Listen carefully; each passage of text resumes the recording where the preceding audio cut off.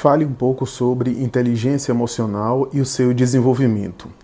O conceito de inteligência emocional remonta principalmente a Daniel Goleman e a sua publicação, ele que era editor de assuntos de ciência no The New York Times e que tinha uma certa inserção e especialista e produzia trabalhos e textos sobre comportamento e sobre psicologia, reunindo, digamos assim, o material e os arquivos em torno da produção científica sobre o assunto, porque antes de Goleman, Thorndike e alguns outros autores já haviam ventilado esse conceito de inteligência emocional, mas temos que dar razão a Goleman e dar o mérito a ele de ter definido, estruturado e classificado de uma maneira mais clara, de uma maneira acessível e tornado popular o conceito de inteligência emocional. Alguns dizem que, inclusive, a primeira pessoa a usar o conceito de inteligência emocional foi Charles Darwin, na elaboração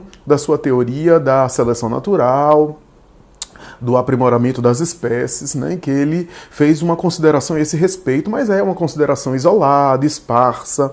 Foi Goleman que estruturou melhor no seu livro, que se tornou popular, sobre inteligência emocional. E ele próprio define a inteligência emocional como sendo uma capacidade de reconhecer os próprios sentimentos, as próprias características e também reconhecer as características do outro, o que é essencial. Goleman chegava a defender que a época do QI, onde o QI predominava, né? Houve uma época, principalmente na primeira metade do século XX, onde o QI, o conceito de inteligência intelectiva, que vigorava, né? E que era inclusive critério para o ingresso de determinadas pessoas na universidade, principalmente na América do Norte e na Europa.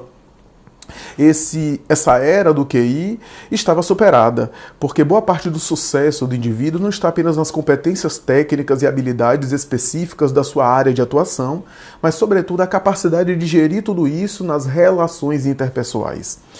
O interessante da inteligência emocional é porque nesse reconhecimento das próprias demandas emocionais e das características alheias, o indivíduo tem, de alguma forma, esse movimento que Jung estudou no processo de individuação, ou seja, de autoconhecimento, de autoidentificação, né, de reconhecimento de si mesmo, né, para não se misturar com elementos que não são seus, né, que não são próprios, e que é muito comum quando a gente não tem, digamos assim, um equilíbrio emocional ou não desenvolver essa maturidade de lidar com os próprios sentimentos, a gente confunde sentimentos próprios com sentimentos alheios.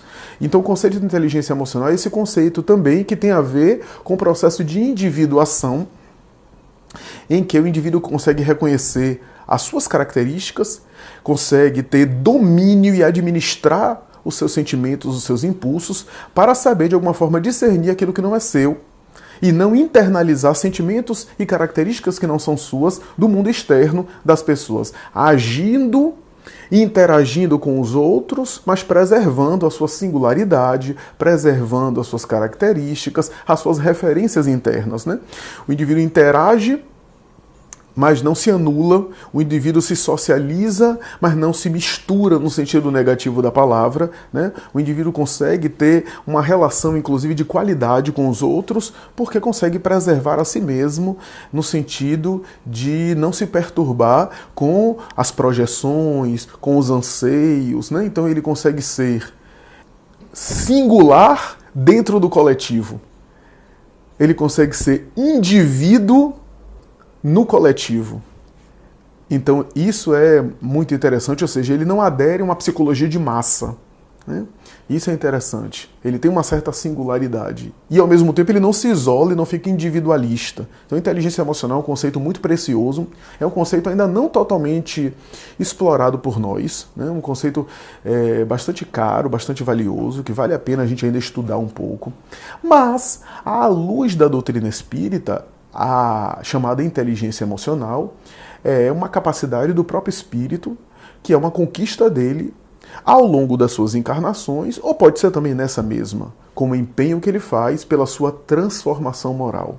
Kardec conseguiu contemplar o conceito de inteligência emocional na sua época, não com o nome inteligência emocional, porque não havia, mas com outro nome, quando ele falava da transformação moral, do aprimoramento moral, do desenvolvimento intelecto-moral. Porque no termo moral que Allan Kardec abrange, não estão apenas as condutas éticas, mas também a dimensão do sentimento, do emocional, do relacionamento com as pessoas, da interação, que tem a ver com a inteligência emocional. Allan Kardec, com esse termo econômico, abrangia tudo isso.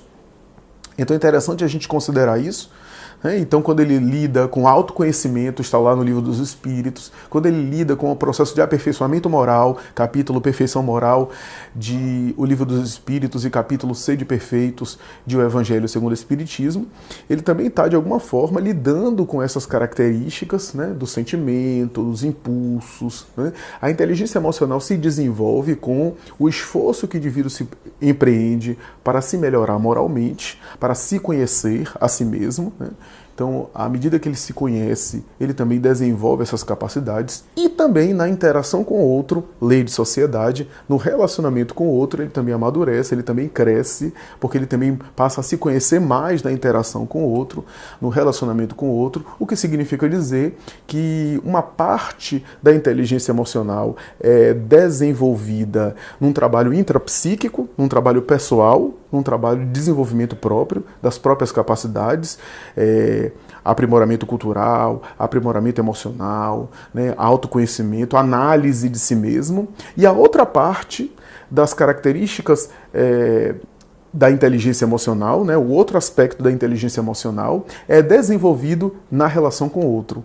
Isso é, no exercício da interação com o outro, ou como dizem uma linguagem evangélica, no exercício do amor ao próximo. Porque quando a gente fala em amor, a gente fala em vínculo, ou seja, no exercício da interação interpessoal com o nosso próximo, com as pessoas em geral, que aprimoram as nossas capacidades volitivas, emocionais, subjetivas, de lidar com a alteridade, de lidar com o diferente, de lidar com o plural, mantendo o singular.